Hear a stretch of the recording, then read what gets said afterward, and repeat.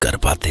कुछ घटनाएं ऐसी होती हैं जिन्हें सुनना तो ठीक है, पर दुआ कीजिए कि आपको उनसे होकर न गुजरना पड़े, क्योंकि उन हालात में आप दुआ करने लायक भी नहीं रहते।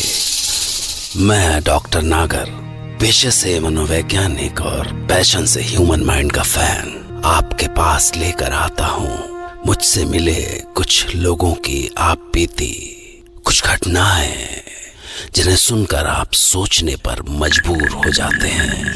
क्या वो सच था? आज की कहानी राकेश पासवान की है और वो अपनी कहानी खुद सुनाएंगे। वो एक कंस्ट्रक्शन कंपनी में कारीगर थे और अनजाने ही एक ऐसी खौफनाक घटना से गुजर गए जिससे गुजरने के बाद उन्हें खुद यकीन नहीं होता कि आज वो जिंदा कैसे हैं। पर क्या आप उस घटना पर यकीन करेंगे? शायद। वहाँ बड़ा सा ताल था और ताल के बीचों बीच टापू में बांस का जंगल और जंगल के बीच एक बहुत पुराना महल वैसे तो बहुत सुंदर था, पर बहुत ही पुराना था। 700-800 साल कह रहे थे लोग। इसी से उसका हालत बहुत ही खराब हो चुका था। तो सरकार उसका मरम्मत कराने का सोचा, तो बहुत सारा लेबर जो है, कारीगर जो काम पे लगा, उन्हीं में हम थे। हम और हमारा औरत सुमन और हमारा 1-1.5 साल का बच्चा सूरज, हम दोनों लोग जो हैं, हम और हमारी पत्नी, वो पूरा दिन भर काम करते। सब सूरज जो है वो हमारी पत्नी के कमर से बंधा रहता था। दिन भर काम वाम सब खत्म करके महल के एक छोटा सा कोने में कमरा बचा था, वहीं पे हम खा पी के सो जाते थे। कुछ दिन तो सब ठीक ठाक रहा, पर फिर एक दिन रात में बहुत अजीब आवाज सुनाई देने लगा।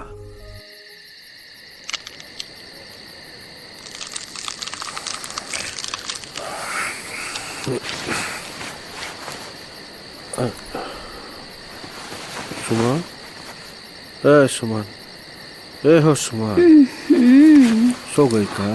अभी तो आँख लगा था।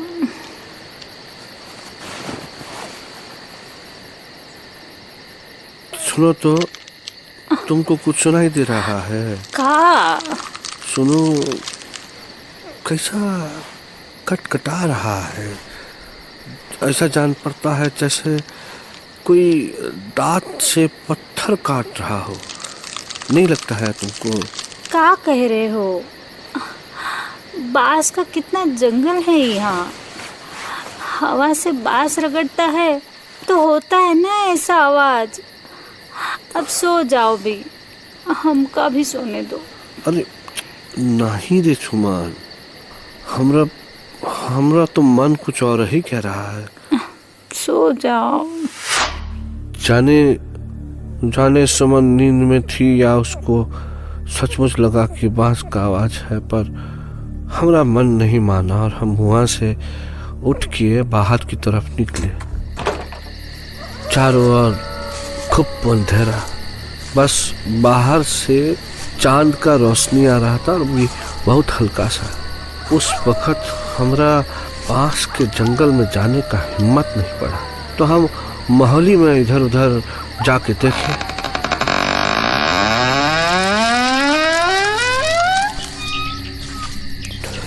कहाँ से आ रहा है ससुर करनाती आवाज, समझ नहीं आ रहा, बुझा नहीं रहा। कोनो आदमी, कोनो जानवर कुछ नजर भी नहीं आ रहा है, पर अंधेरा के अलावा वहाँ कुछ नहीं दिखा। तो हम वापस लौटने लगे कि तभी अचानक एक जगह पे हमको लगा कि वो आवाज, जो कटकटाने वाला जो आवाज है, वो तेज हो गया, बढ़ गया। तो हम रुके।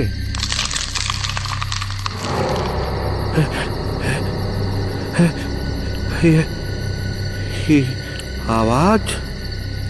आवाज आ रहा है, ये हमारा वहम नहीं है भाई, ये यहीं से ज्यादा आ रहा है। ऐसा लगा जैसे कि आवाज जो है वो हमारे पैर के नीचे से आ रहा है। एक दिन नहीं, उसके बाद से तो रोज ही ऐसा होता रहा। फिर एक दिन हम ये एकदम निश्चय किए कि भाई हम इंजीनियर साहब से एक बारे में बात करेंगे, पूछेंगे उनसे। तो हम पूछे, इंजीनियर साहब आपसे कुछ पूछना था, यहाँ नीचे कोनो तहखाना है का? क्यों, तुम्हें ऐसा लगा क्या? वो रात को कुछ आवाज सुनाई देता है नीचे से तो। तुम्हारा मतलब नीचे कोई रहता भी है? हाँ साहब, हमको तो लगा कि... अरे परेशान मत हो, मैं देख लूंगा। पैलेस में बेसमेंट तो होते ही हैं, यहाँ भी जरूर होगा। साहब जैसा बोले थे, वो तहखाना ढूंढने का कोशिश किए तो उनको एक चोर दरवाजा मिला, पर उस पे जो है एक जेब बड़ा मोटा सा एक ताला लगा था, और ताले में पूजा का जो रोली न होता है और टीका सिंदूर ये सब का पीला कपड़ा बंधा हुआ था। ओहो, साहब। अरे क्या हो गया? साहब रुकिए, हमको ये ठीक नहीं जान पड़ता है साहब। कोई तो हमको लगता है इस ताले में जो है मंत्र मारा है, हम कह रहे हैं साहब। तो साहब ऐसा चीज खोलना नहीं चाहिए, कुछ गड़बड़ हो गया तो मतलब... क्या गड़बड़ होगा? अरे भानु, विलास जी साहब। आ रही है ना तुम्हारे पास? ताला काटो। अब साहब हम तो कह रहे हैं, मान जाइए साहब हमारी बात, ये ताला मत तोड़िए। अरे कुछ नहीं होगा। साहब नहीं माने, और जब ताला कट के गिरा और हम दरवाजा खोले ही थे कि अंदर से ऐसा ठंडा हवा आया, मानो जैसे हम एकदम पहाड़ की चोटी पे खड़े हैं और हवा जो है हमारा शरीर को चीरता हुआ निकल जा रहा है। कितना ठंडा है। 2 मिनट में जम जाए इंसान। चलो अंदर देखते ऐसा है क्या। अंदर घुसे तो जाला ही जाला और धूल ही धूल था।